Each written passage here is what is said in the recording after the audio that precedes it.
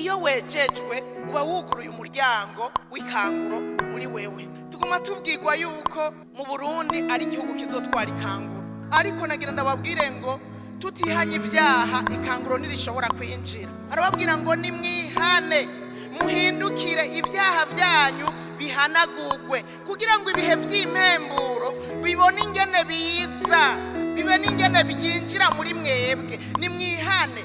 Jewe namavuga ko ari naco kiranga ikanguro. Iyo abantu bariko barihana ibyaha ku bwinshi bakavyihana, umuntu wese akagira inyota yo kwihana, mbere hari nibihe abantu babamwo ugasanga bariko barihana ku mugaragaro, bagiye ivyo bihe mukabibona biraje. Muze mumenye ngo ikanguro ririnjiye. Kwihana ibyaha rero no kuvuga ngo kwezwa n'umuryango wugururira ikanguro. Uzomenya ngo umutima wanje ubugingo bwanje urinjiye mu ikanguro, hamwe wumva na atana kantu n'iminota 5 komara muri wewe, hamwe uca wihana ubwo nyene akantu kaguyemo ukumva wo kwihana, kandi ukumva nta mwanya munini vyomara, atari bimwe umara n'umunsi, atari bimwe umara n'ukwezi, umwaka wose umuntu agendana ibyaha.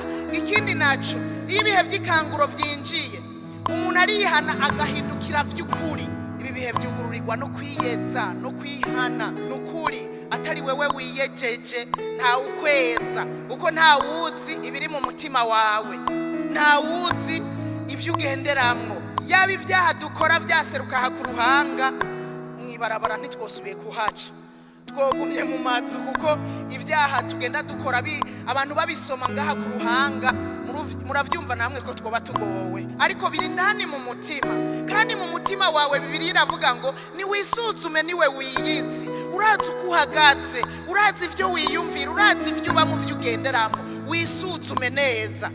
Hanyuma bari wewe wiyeza, abari wewe witunganya, dufashe ingingo yo kwiyeza, duce twizigama, twirinde. Ni wewe wirinda, ni wewe wizigama, nta n'umugabo yozigama umugore wamurinda icyaha, nta n'umugore yozigama umugabo wamurinda icyaha. Abana turabakunda kandi cyane, ariko ntidushobora kubazigama n'ingufu zacu ngo tubarinde ibyaha bikunde. Abana bacu navuze ngo barimwe mwizigama, barimwe mwirinda, natwebwe ubwacu twizigame, twirinde. Nta wundi muntu n'umwe yoshobora kubidukorera. No kwiyeza biraba twebwe, niwe uzi ibyo uba wakoze, niwe uzi bikugora, niwiyeze. Nukuvuga ngo iyo twiyejeje umuntu agenda yidegemvya, agenda yemye. Haleluya. Ataca atinya ku kazi, atabwoba mwibarabara, atabwoba. Umwana kema imbere y'umuvyeyi kuko azi ko atajwira imwagiriza ikibi imbere y'umuvyeyi. Umugabo akema imbere y'umugore, umugore akema imbere y'umugabo, akamenya ngo mu mutima ntajwira yagiriza ikibi, mfise umwidegemvyo. Umwe wese akidegemvya imbere y'uwundi kubera atajwi riba rimwagiriza ikibi. Ibihe vyo kwezwa bituma twidegemvya, bituma tugenda twemye.